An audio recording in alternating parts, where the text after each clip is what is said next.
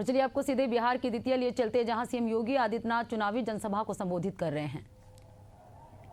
पूर्व प्रत्याशी बेतिया राणा विजय सिंह जी, विधानसभा संयोजक सुशील कुमार जायसवाल जी, प्रदेश कार्य समिति सदस्य विजय रंजन ठाकुर जी, प्रदेश सह संयोजक अति पिछड़ा मोर्चा संतोष कुमार जी, जिला उपाध्यक्ष रवि सिंह जी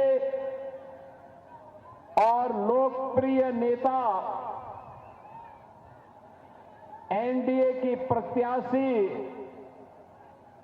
पूर्व डिप्टी सीएम श्रीमती रेणु देवी जी और भारी संख्या में बेतिया विधानसभा क्षेत्र से जुड़े हुए सभी मेरे उपस्थित बहन और भाइयों, जिस धरा ने मोहनचंद करमचंद गांधी को महात्मा गांधी के रूप में जग विख्यात किया हो, जिस धरा ने ब्रिटिश हुकूमत की चूलों को चंपारण सत्याग्रह के माध्यम से हिलाने का कार्य किया हो, जिस धरा ने कांग्रेस के द्वारा जब लोकतंत्र का गला घोंटा जा रहा था, उस समय की निरंकुश तानाशाही कांग्रेस की सरकार के खिलाफ हुंकार भरी हो, जिस धरा ने सामाजिक न्याय का एक न्याय इतिहास रचा हो, जिस तरह में माता जानकी ने जन्म लेकर के साक्षात लक्ष्मी का अवतार बनकर के लोक कल्याण का मार्ग प्रशस्त किया हो, ऐसी पावन धरा को कोटि कोटि नमन करते हुए मैं आप सबका हृदय से अभिनंदन करता हूं। बहन और भाइयों, यूपी और बिहार एक साझी विरासत के प्रतीक है।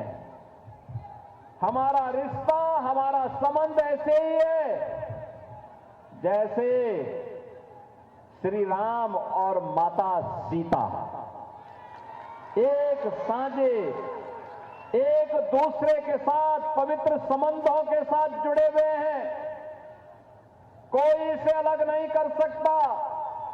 और यही पवित्र संबंध उत्तर प्रदेश और बिहार के बीच में आज भी उसी रूप में बने हुए हैं।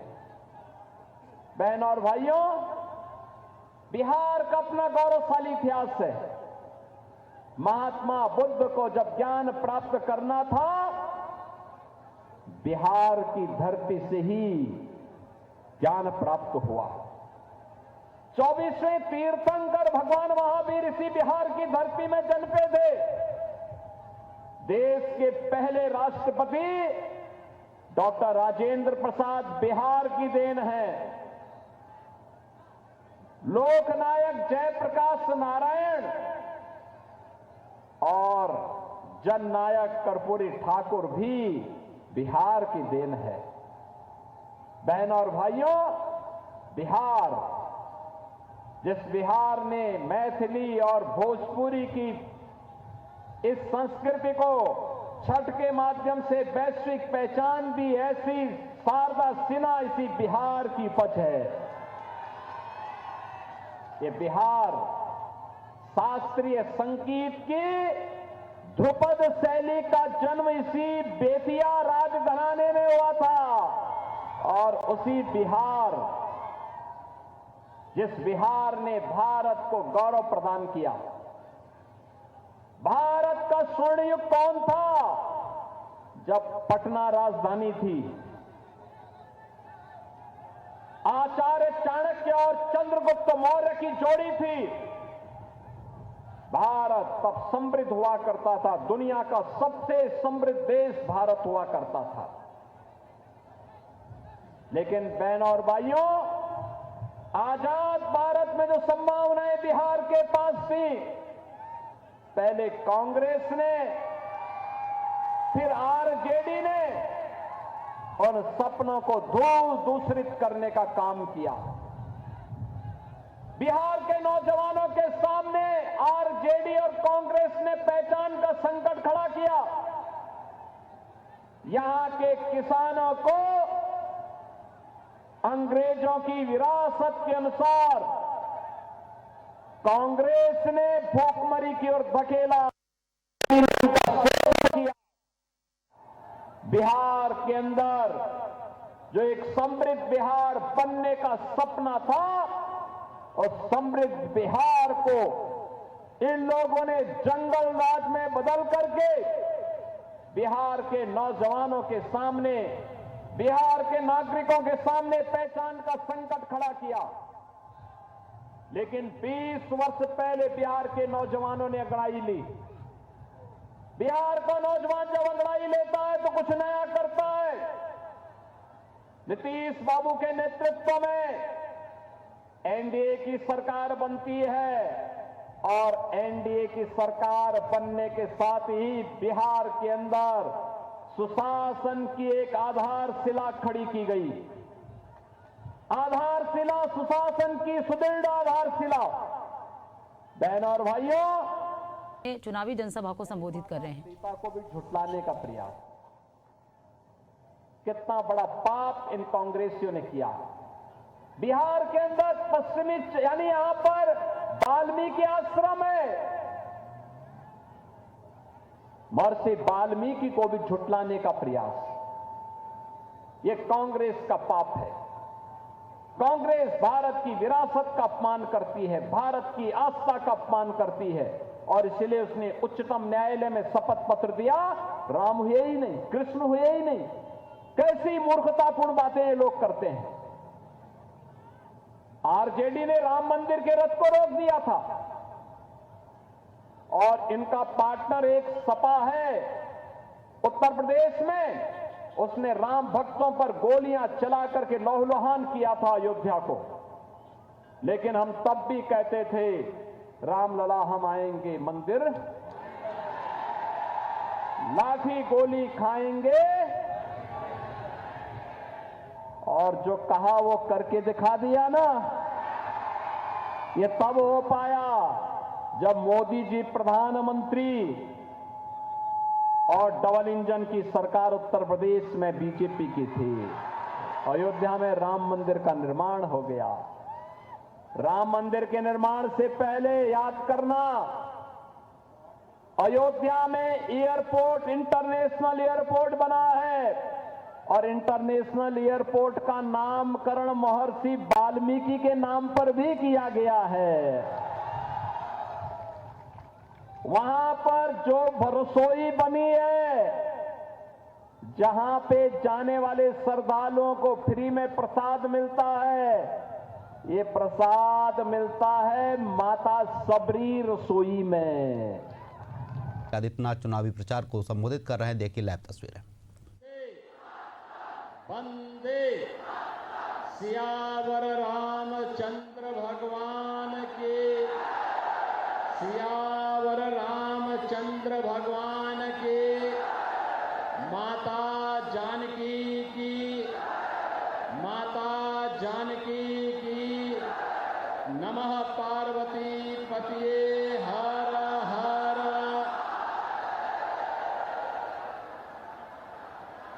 आज की इस चुनावी सभा में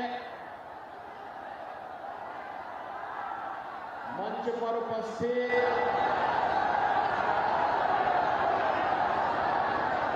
भारत सरकार के मंत्री श्री सतीश चंद्र दुबे जी, उत्तर प्रदेश सरकार के वरिष्ठ मंत्री, उत्तर प्रदेश के पूर्व भारतीय जनता पार्टी के अध्यक्ष श्री सूर्य प्रताप शाही जी, इस क्षेत्र से लोकप्रिय प्रत्याशी और विधायक श्री राम सिंह जी, प्रत्याशी रामनगर श्री नंद किशोर राम जी, माननीय सांसद सुनील कुमार जी, एमएलसी भीष्म सानी जी, पूर्व विधायक प्रभात रंजन सिंह जी, पूर्व मंत्री राजेश सिंह जी, उत्तर प्रदेश विधानसभा के सदस्य श्री विवेकानंद पांडे जी, पूर्व विधायक विजेंद्र सिंह जी, जिला अध्यक्ष लोजपा पारितोष राम जी, जिलाध्यक्ष राष्ट्रीय लोक मोर्चा अंबिका कुशवाहा जी, पूर्व जिलाध्यक्ष भूपेंद्र नाथ तिवारी जी, सूरज सिंह जी, श्रीमती रेणु देवी जी, प्रदीप दुबे जी, नगर पालिका परिषद बगहा के सभापति पप्पू गुप्ता जी, पप्पू यादव जी, उप सभापति श्रीमती रश्मि रंजन जी, पशुपतिनाथ गुप्ता जी, आज के इस कार्यक्रम में उपस्थित भारतीय जनता पार्टी, जनता दल यूनाइटेड, हम लोजपा राष्ट्रीय लोक मोर्चा के सभी पदाधिकारी और बगहा विधानसभा और रामनगर विधानसभा क्षेत्र से जुड़े हुए हजारों की संख्या में उपस्थित सभी बहनों और भाइयों, माता सीता को शरण देने वाली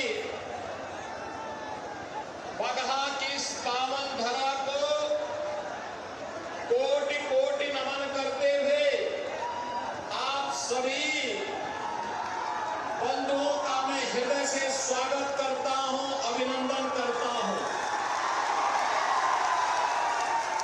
बहनों और भाइयों, बिहार का अपना गौरवशाली इतिहास है। प्रकृति और परमात्मा के सीम कृपा इस धरा पर है। बगल में ही हमारी पवित्र नदी गंडकी, यहीं पर हमारे सामने बहती हुई अपनी पूरी कलकल छलछल करते हुए बिहार के अविरल विकास की एक नई गाथा को कह रही है। बहनों और भाइयों, बगहा रामनगर के लिए जितना पटना है उतना ही गोरखपुर और अयोध्या भी उनके लिए नजदीक है और उनके पास ही स्थित है।